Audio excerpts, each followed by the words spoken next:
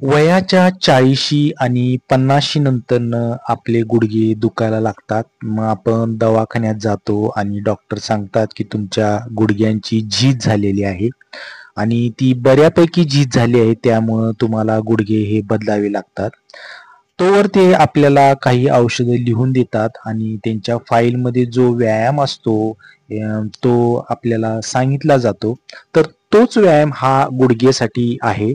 तर आपण हा व्यायाम रोजच्या रोज करायला पाहिजे. जोपर्यंत तुमची औषधं चालू असतात तोपर्यंत गुडघे दुखत नाहीत. पण ज्यावेळेस औषधं बंद होतात त्यावेळेस नंतरनं ते गुडघे दुखायला चालू होतात. तर आपल्याला परत ती परिस्थिती येऊ नये किंवा गुडघे फार दुखायला लागू नयेत, तर आपण हा व्यायाम नियमितपणे करायला पाहिजे. हा व्यायाम केल्यामुळं आपल्याला ज्या गुडघ्यांमधील नसा असतात त्या मजबूत व्हायला मदत मिळते आणि नंतरनं तिथले जे मसल्स असतात ते मसल्स पण आपले मजबूत व्हायला सुरुवात होते. त्यामुळं आपण हा व्यायाम जरूर करावा असं मला वाटतं आणि व्यायाम केल्यामुळं रोजच्या रोज आपलं वजन आटोक्यात राहतं, नियंत्रित राहतं. त्यामुळं आपण कधीही व्यायाम चुकवायचा नाही.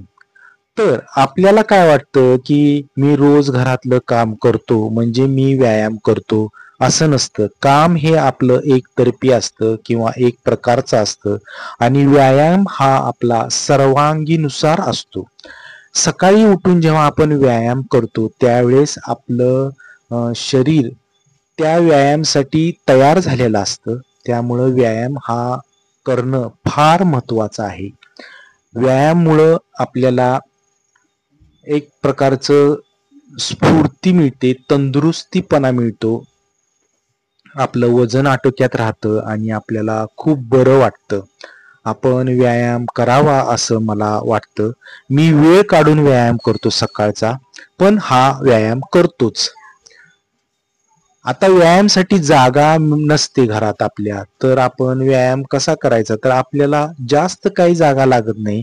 तर एक 3-4 फुटाची रुंदी आणि एक 6 फुटाची लांबी एवढी जरी जागा असली तरी आपल्याला पुरेशी असते. तेवढी जागा आपण वेळ काढून एक 40 मिनिटं व्यायाम करायला पाहिजे. जास्त व्यायाम करायचा नाही. थँक